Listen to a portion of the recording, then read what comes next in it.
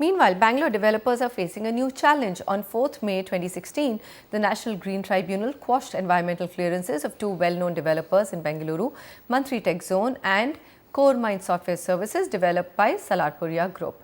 Now, both these developers were also slapped with penalties. The directives were issued on the back of a petition filed by the Nama Bengaluru Foundation. The National Green Tribunal or NGT has now redefined buffer zones for areas around lakes and feeder canals. According to the revised definition, no construction activity will be allowed within 75 meters around a lake. The earlier stipulated buffer zone was merely 30 meters. This has upset the plans of several developers who have already started construction or bought land or got approvals based on the earlier buffer zones. So let's find out how this really impacts the Bangalore's realty market.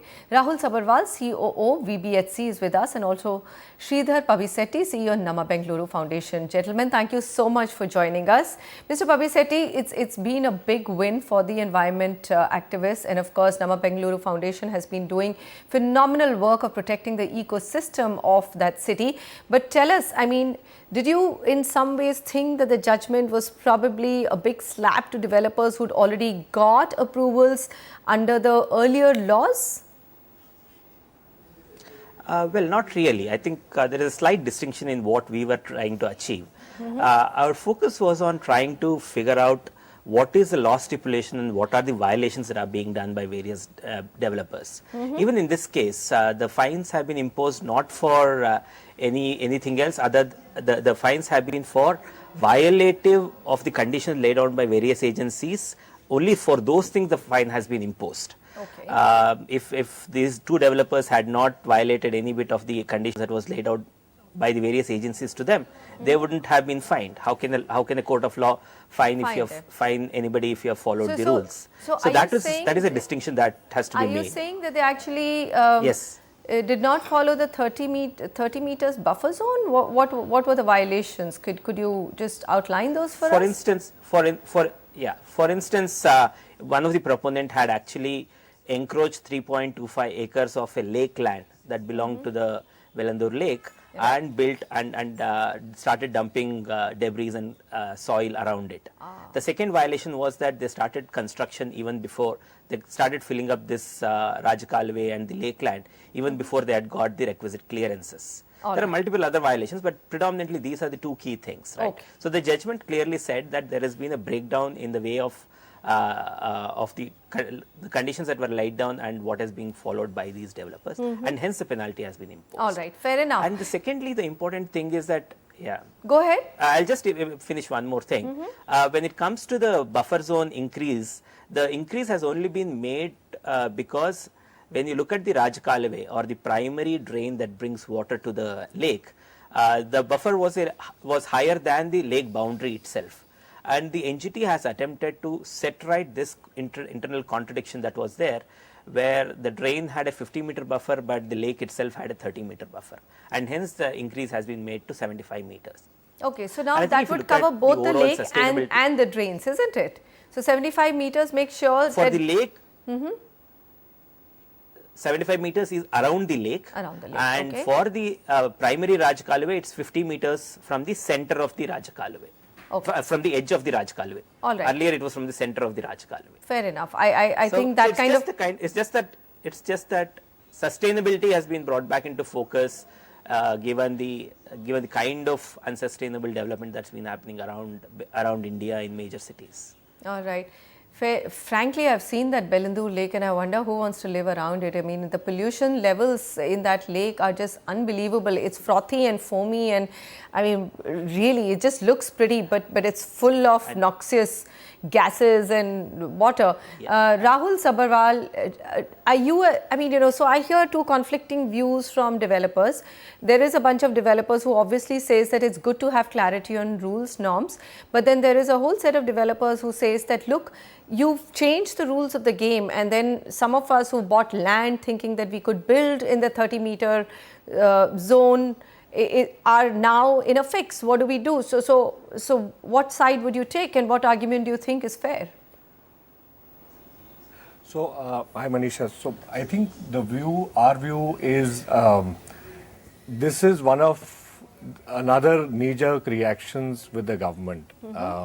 we need to have a sustained, comprehensive policy which will enable all developers to be able to to be able to plan, number one. Number two, there should be a cutoff date that we should take, and probably because of investments. See, land investment is one of the largest investments that any developer makes, and typically the time required from the time you acquire land and then you launch a project is minimum 2 to 3 years in most cities, if not more.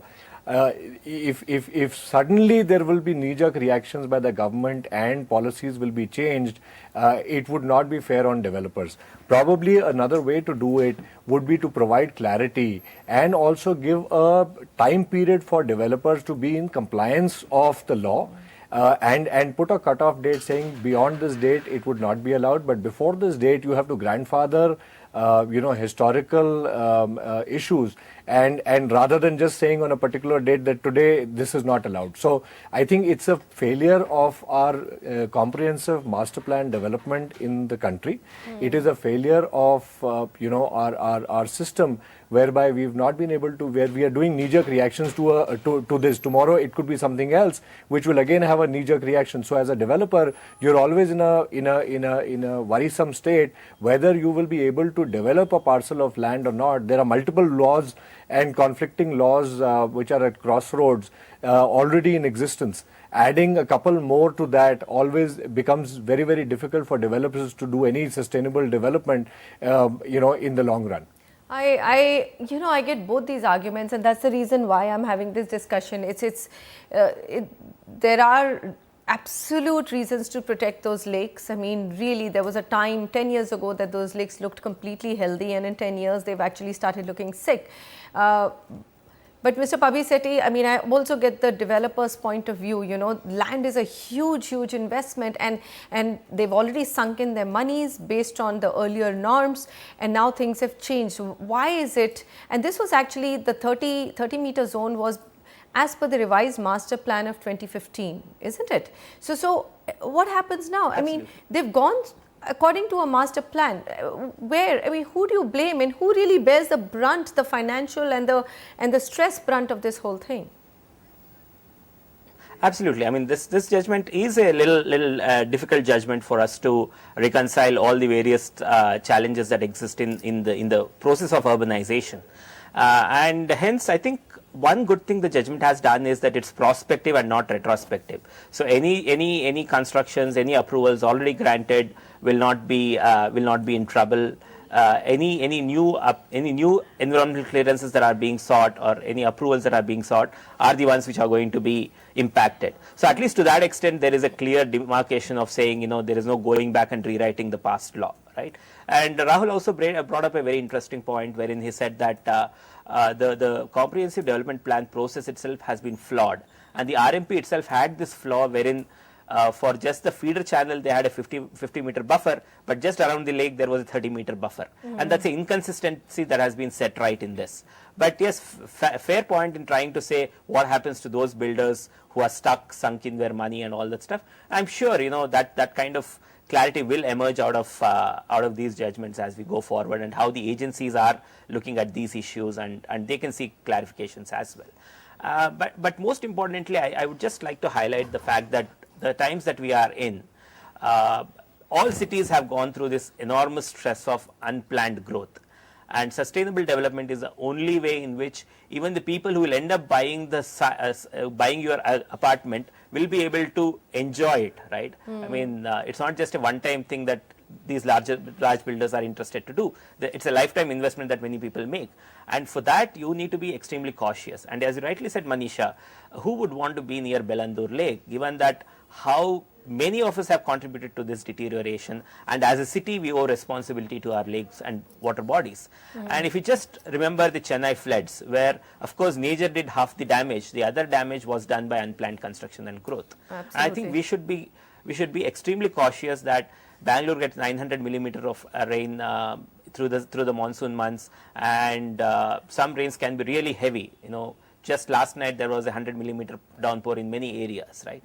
And the water gets dissipated or gets out of Bangalore only through these Raj Kalways and the lakes, Right. So it's not just a tree hugging bunch of people who are just going and saying we are hugging the lakes. We are saying that Bangalore is getting to a critical phase where you have flooding, the urban flooding that happens today. Bangalore was never flooding earlier in the past. The lake system was used to take care of discharging this water outwards of Bengaluru.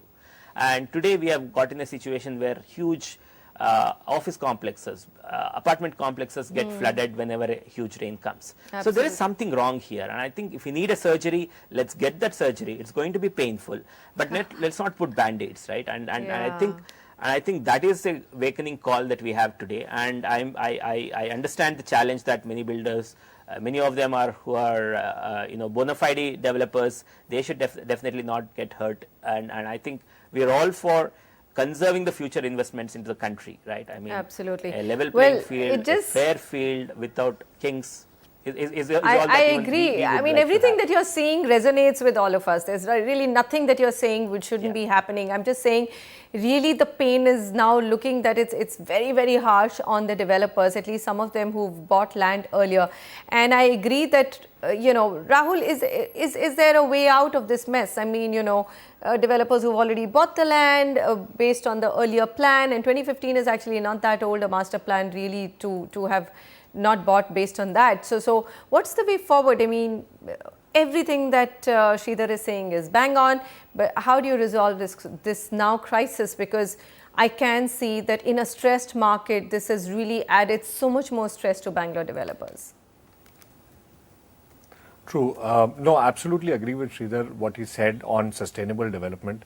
I think it is the duty of every developer in the country to really make sure that we are compliant with the laws, we are following the laws. Now the challenge, what we just talked is the law itself is changed in such a knee-jerk reaction.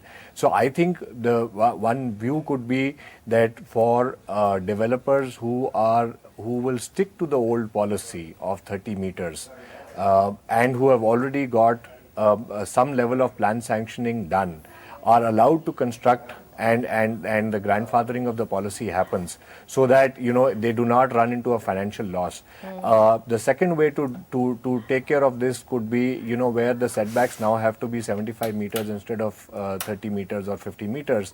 What could happen is for those projects where the land parcel are lesser. See, in a larger land parcel, you really wouldn't feel the pain because the green buffer zone can come around that area. Right. So you really don't have a problem. But if it's a smaller land parcel, you could probably allot an additional FSI for these smaller parcels of land for the developer to go higher than what is allowed, so that they can get compensated and financially they do not run into a loss, whereas the sanctity of the order is also maintained. So I think the government will really need to do some thinking in order to be able to help the developers also, because currently the way this policy seems to be coming out is that the financial brunt will be only borne by the developers, and that will eventually get passed on maybe to the consumer, which is not the right way, because eventually it's the end customer who's going to pay for something which may not which may not be sustainable. But that also is not a possibility. So it is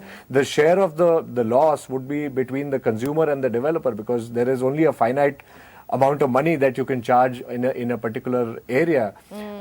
So I think that could be a midway, where you've got building plan sanction done, already construction is underway, it is allowed and grandfathered and ensured that the 30-meter setback and there is no violation at all. That is very, very imperative. The second way is when people have a parcel of land already available that they've bought, there is some additional FSI or some where you want to enforce the law. Right. There has to be another way for the developer to be able to get compensated for the 40 or 45 meters extra setback that they have to leave. Actually, Rahul, it seems like solutions are possible. I mean, you can protect just extra FSI itself.